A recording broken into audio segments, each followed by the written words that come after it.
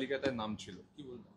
না, দুটো প্রথম কথা হচ্ছে যে যে কথাটা বলা হচ্ছে যে জন্ম কত একটা 1997 সালে তার কি করে সে এক্সপিরিয়েন্স অ্যাড হয়। এবার ঘটনা হচ্ছে যে এটা তো অনলাইন অ্যাপ্লিকেশন জমা পড়েছে, হয়তো সে মানে এক্সপিরিয়েন্স হয়তো কিন্ডার গার্ডেন স্কুলে চাকরি করেছে সেটাও লিখে দিয়েছে। বা দ্বিতীয় কথা যেটা যে ফিজিক্যালি হ্যান্ডিক্যাপড, সুপ্রিম কোর্টে একটা নির্দেশ ছিল বসতে পারে, এটা একজনের ক্ষেত্রেই হয়েছে। দুটো ঘটনা এক এক করে হয়েছে, মানে দুটি পৃথক ঘটনা।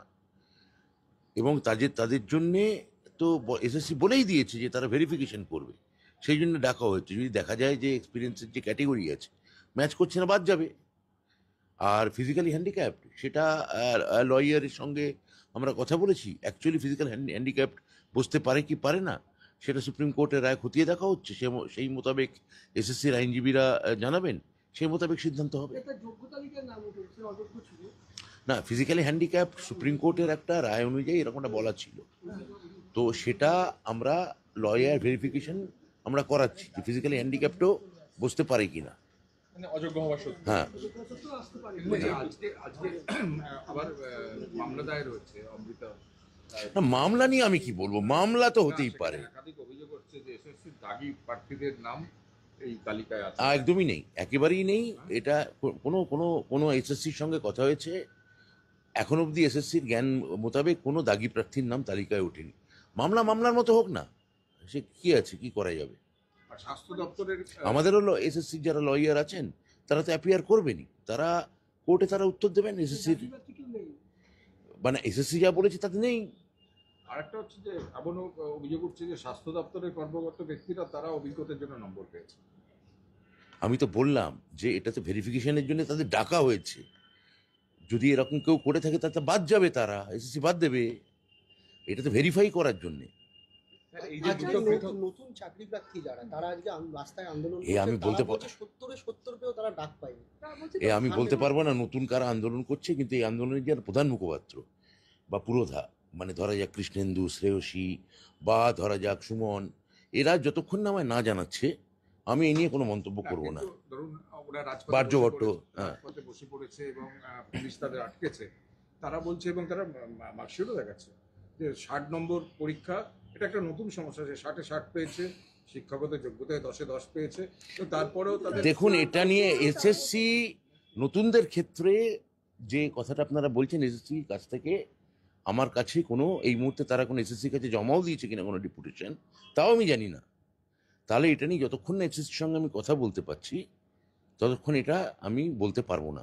স্যার এই যে দুটো ডেপুটেশন জমা দিতে চাইছিল, বিকাশ ভবন অভিযান করতে চাইছিল, আজকে ওদের উন্নয়ন ভবনের সামনে এখন আটকে রাখা হয়েছে। না, আমার মনে হয় যে ওরা কি বলছেন আমি তো জানি না, তো এসএসসির কাছে নিশ্চয়ই তারা কোনো একটা কিছু জমা দেবে। ওরা সিট বাড়ানোর দাবি করছে, এটা কি বাড়বে? এবং ওরা বলছে যে 10 নম্বর যে অভিজ্ঞতার জন্য না, সেটা বলতে দাও। প্রথম কথা হচ্ছে যে মানে ওদের যারা তার আগে পরীক্ষায় বসুক না, ইন্টারভিউ দিক, প্রসেস শেষ হোক। আমার সঙ্গে মুখ্যমন্ত্রীর ভ্যাকেন্সি বাড়ানো নিয়ে একটা নিশ্চয়ই আলোচনা হয়েছে, কিন্তু সেটা যতক্ষণ না কোনো প্রসেস শেষ হচ্ছে এই নিয়ে কোনো আইনিভাবে কোনো পাকাপোক্ত কোনো কথা আমি এখানে বলতে পারি না।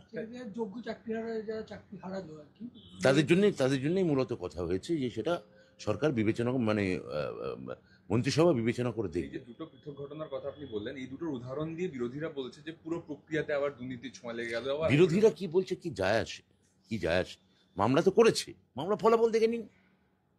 আমি তো মামলা ওয়েলকাম করছি, মামলা হোক না।